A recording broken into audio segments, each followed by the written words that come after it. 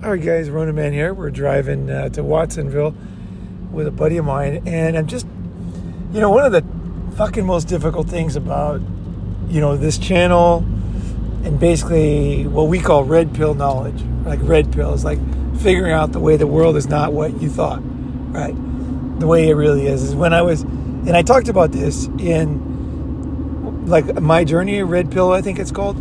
I did in Boston. I can put the link below. But anyway, what I found was I found a bunch of guys who basically told me the truth about women. And it was very difficult for me to hear that originally. But I'm a good student and I listened. And, I bristled against it a little bit, But basically they told me a lot of the stuff that we talk about today, which is, women are unfaithful. They're not honest with you. They're not, I guess the basic thing is, here's the basic message, is that women are not out for my best interests. And that was a big shock for me. Like, because I always thought from my mother, my mother's, I think I would say parents are different. When I talk about women, I'm talking about lovers. With lovers are not out for your best interest. They're out for their own best interests. And they want to have certain things in their life, children, money, security, and this and that. And I had, part of my story is that I had so many good women, because I had so many women, that a lot of them were very nice. And, they fucking crocheted sweaters for me and made food and helped me pay for, research on businesses and brainstorm ideas and, do accounting for me and help me move. I mean, I had women doing, my whole life, I've had women help me with a lot of different things. And the bottom line with a lot of those things is some of them were just purely good-hearted. Don't get me wrong. Women can do nice things. I mean, there's no question about that. But a lot of times it was because they wanted me, let's say, help me to get a business going. It's what is the obvious thing? They want to have kids. They want to be with me long-term. They want me to be successful, right? So, it's like, if you're encouraging somebody to be successful, let's say some countries, they'll encourage their children to be successful, and then the parents live off the children. But it's not pure because the parents are looking for a payoff, right? This in the West, we don't do this as much. It does happen with some people, but in general, it doesn't happen that much. But in those countries, I always look at the parents and I'm like, yeah, you're trying to help them, but they're going to fucking pay for everything and take care of everything in your life when you get older, because there's no Social Security, you don't have any money. And so with women, a lot of women would encourage me to be successful in business. And of course, I like people encouraging me. I want to do well. I don't want people to be tearing me down. So these are all difficult ideas I'm explaining, but at the bottom line is these are women who wanted to be with me and have a family. And it was in their interest 100% that I'm successful. And so when I say out for your own best interest, I mean with a pure heart. Like just trying to help somebody. When you really just try to help somebody, you're not trying to get anything. I do this a lot of times in 12-step programs where you're just trying to help somebody. You're just trying to, you remember things about them and you try to call them and encourage them. And I think what you get from it is that you feel better about yourself and you have a better day. So there is something I get out of it, but it's not from them. It's just from myself. It's from me being my best self, So, like I said, these are complicated ideas. But I think when you red pill, when you change, when you go from the brainwashing of society is when you here's the difficult thing. Okay, every woman that watches red pill stuff always says the same thing. What is it? You guys know what it is. Same fucking thing. They always say, who hurt you? Like, who hurt you? And they try to make it look like it's a one-time thing. It's that one girl. You can't blame everything on that one girl. But the truth is that they're right. Is that guys do get red pill because they're hurt, right? You don't get red pill. You're not having a fantastic life. Everybody's helping you out. Women are being awesome. they're doing everything, that they should do, and you're doing everything, and everything's going great. And then you suddenly start realizing a lot of truth about women, because the truth about women is they're trying to create, their own offspring at your kind of, I don't know, what do you call it? Like, I think an old man told me this one day is, basically they're trying to live off you. They want you to, not to get old. And like, he told me this, he said, when you get old, you realize women were just using you, using you for your energy, using for you for your parenting skills, using you for your money, using you for your protection. And then you're like their little guard. You're the little money earner. You're their little cash cow. And they're living off of you. And a lot of times you realize they didn't even really care about you that much. It's basically what this old man told me when I was little. And it was a pretty heavy kind of thing to tell a kid. But he was a nice guy, and I looked at him in his eyes, and I could tell he was speaking some truth to me. When you're a kid, but it's not something you want to hear, but I'm like, fuck, this old man, he's telling me the truth about his life. Whether it's my life, I had to figure that out for myself. And I think every man has to figure everything out for themselves. But one of the fucking things that makes the whole manosphere, the whole thing difficult, is that when you start talking essentially negative about women, because there's like society will not allow it. Society will not allow us to talk negatively about women. It has to be sugar and spice, everything nice. Or you have to say, not everybody's the same, not everybody's this. But the reality is that there's millions of guys waking up. They're being used by women right now. Online, it's happening faster than ever before. And guys are like, wait a second, what was I thinking? This chick doesn't even care about me, Like, I recommend to any guy who's not sure about his relationship is to use a fucking voice recorder. When you leave the house, put the voice recorder on. I know this sounds tricky, but as a man, you deserve to know if somebody cares about you. You deserve it. And basically the guys have followed my advice have often said, some pretty terrible tales. She's cheating on me with 2 guys. She said this, which is a lie, but she's trying to make me look like a bad guy to everybody. There's all kinds of stories. I'm not going to repeat the different stories. Dennis and his wife. There's tons of stuff. It's like, there's that kind of stuff too. There's also like straight up women who don't do stuff that you need to your face.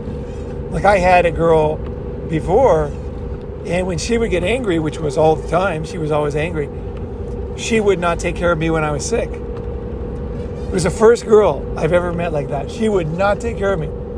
She was just like, like most people, like they rise above. So for example, you might be angry at your kid, but there's a train going to run him over, and then you jump anything to save the kid's life because you don't care about that one little fight, right? You're concerned about the big thing. This girl, she didn't care about the big thing because I was really injured, and she didn't care.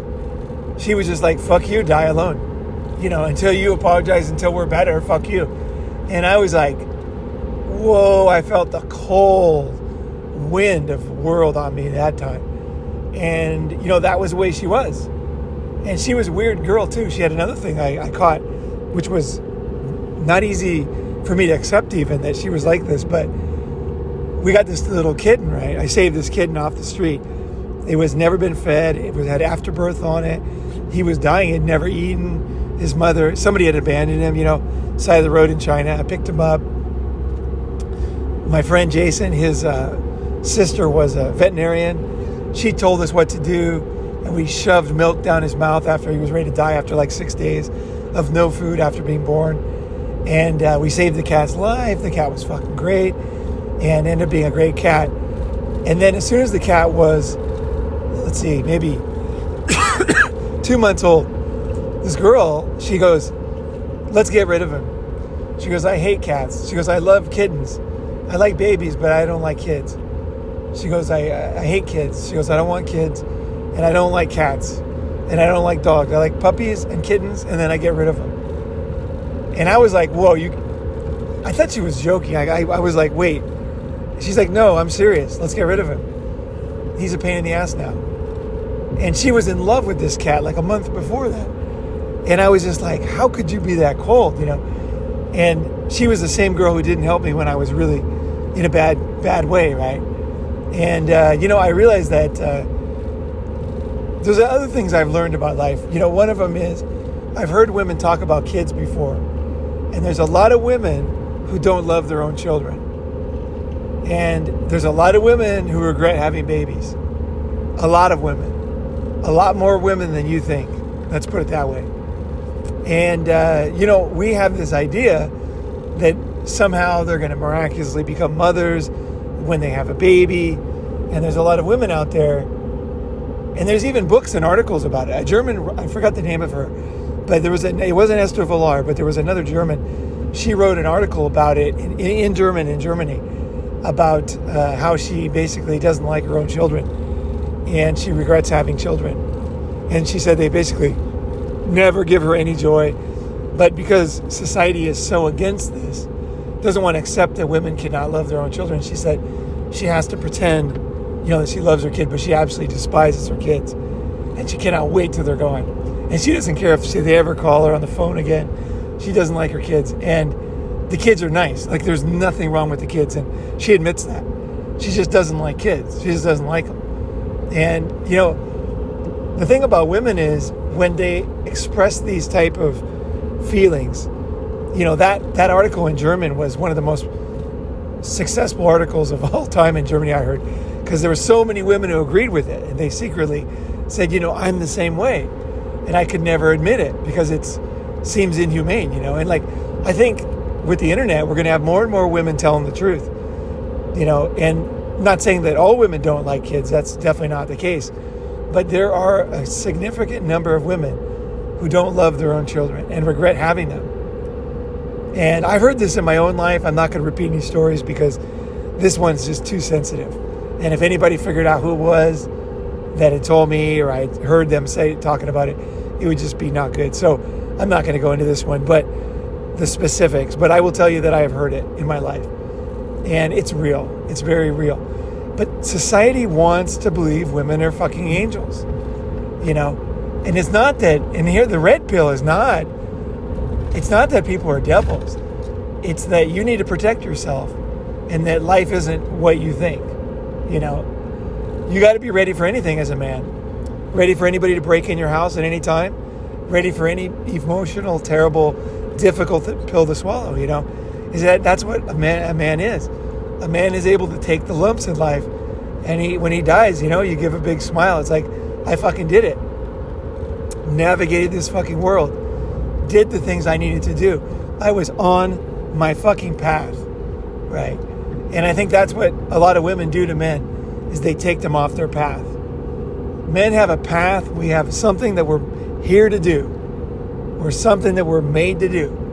And anything that gets you off that path is not good, but somehow, we accept that,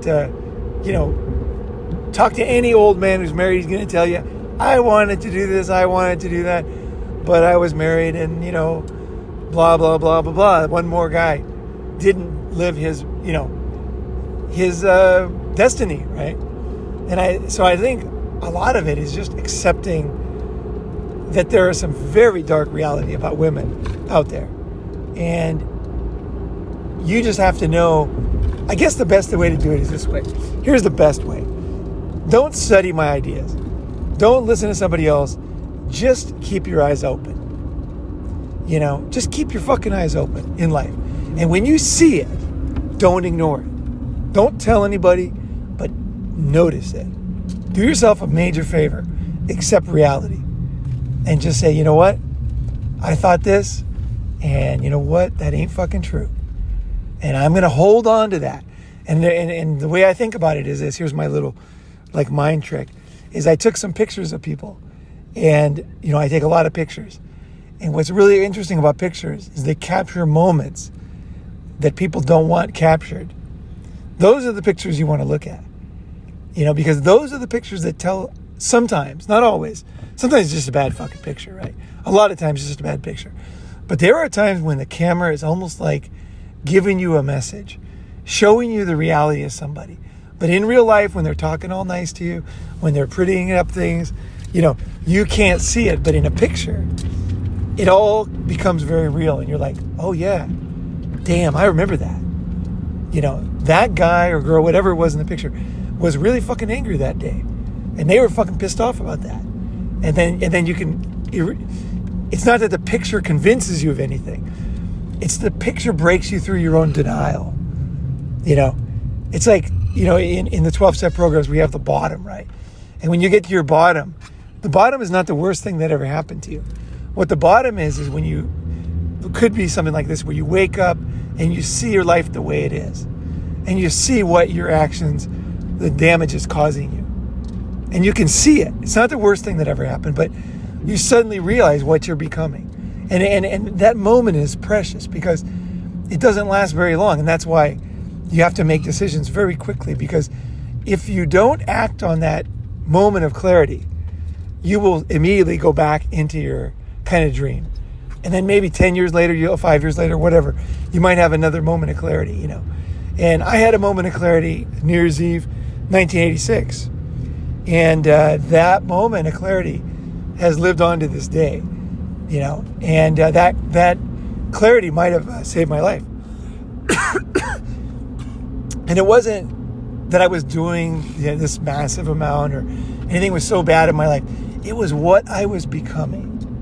And I was becoming somebody that is not acceptable. And I'm not going to, and I don't, and I was becoming that, and I could see myself. No one was making me do it. I was becoming somebody that I despised, and for good reason too, so I caught it early. I was 21 years old, and I'm like, no, I'm not going to become this. This is not my destiny. I am not going to become this. And that was when I got on my journey to recovery. And I think with women, it's a similar type of thing where in the same way I don't hate alcohol or drugs, I don't hate them, right? In the same way I don't hate women. I just see what they did to me. I see what they do.